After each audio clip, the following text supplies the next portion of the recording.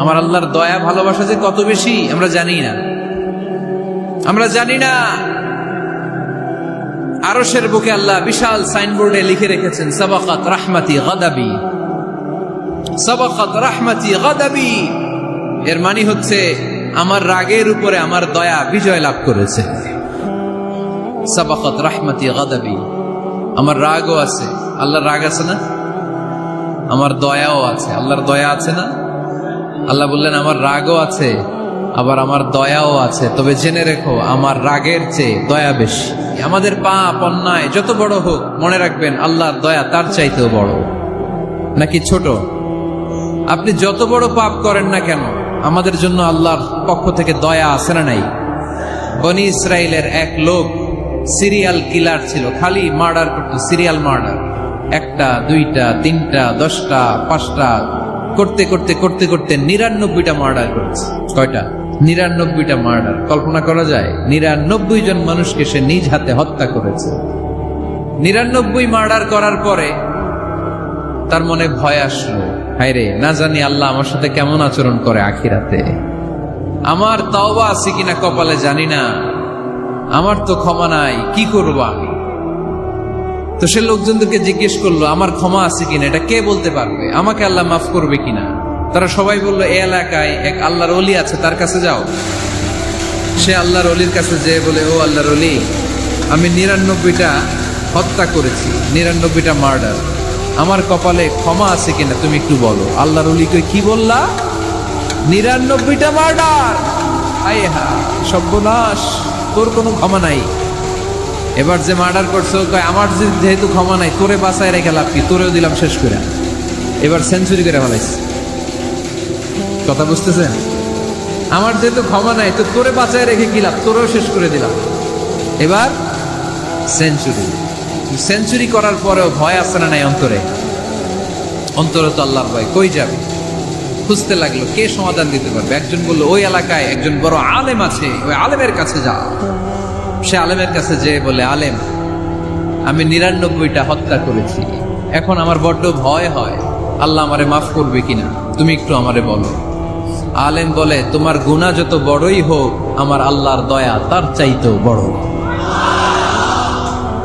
তুমি কি পাপ করেছো, কি অন্যায় করেছো?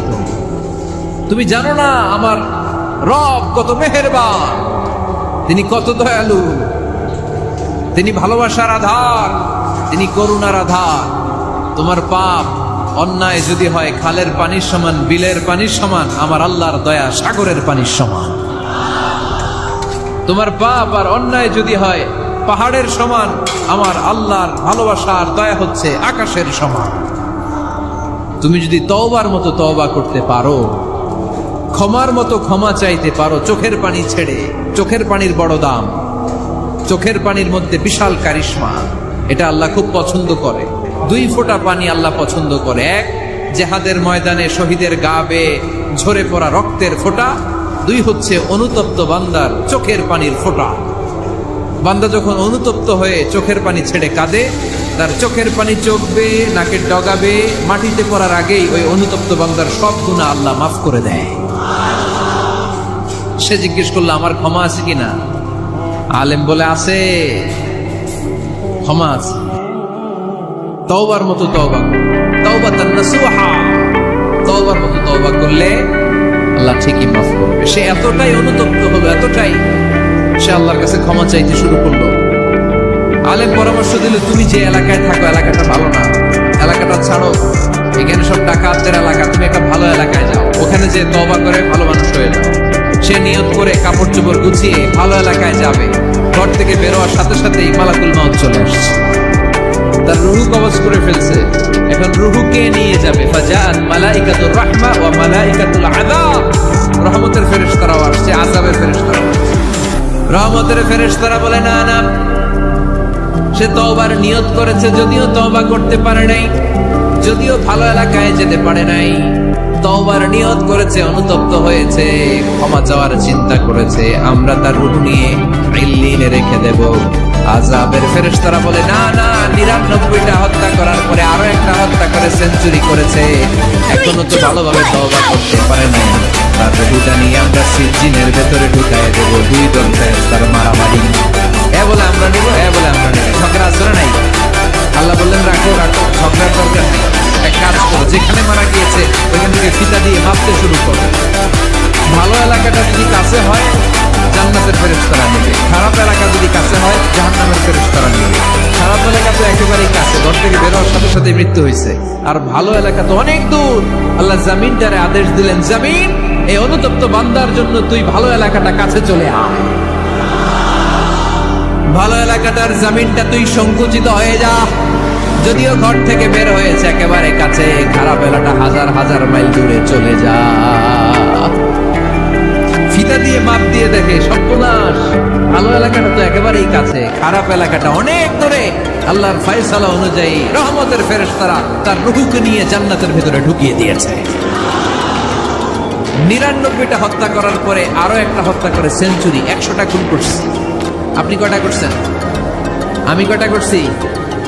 তো 100টা খুন করে যদি ও মাফ পেতে পারে আমার আল্লাহর কাছ থেকে, আমরা কি ক্ষমা পেতে পারি না? ওর পাপের কাছে আমাদের পাপ কি?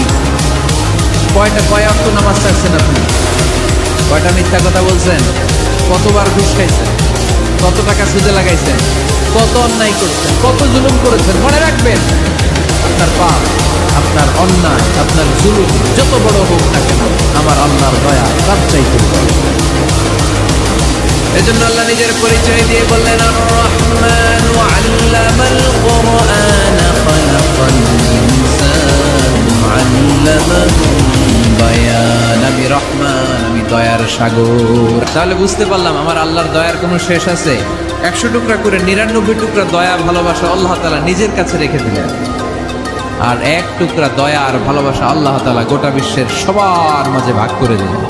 আমরা সবাই মিলে পাইছি কয় টুকরা ভালোবাসা? উনি রেখে দিয়েছেন কয় টুকরা? ওই 1 টুকরার কিছু অংশ আমিও তো পাইছি, তাই না? আপনি পেয়েছেন, আমরা সবাই পেয়েছি, গোটা বিশ্বের সবাই, আদম আলাইহিস সালাম থেকে শুরু করে কিয়ামত পর্যন্ত যারা আসবে, এসেছিল এবং এখন আছে।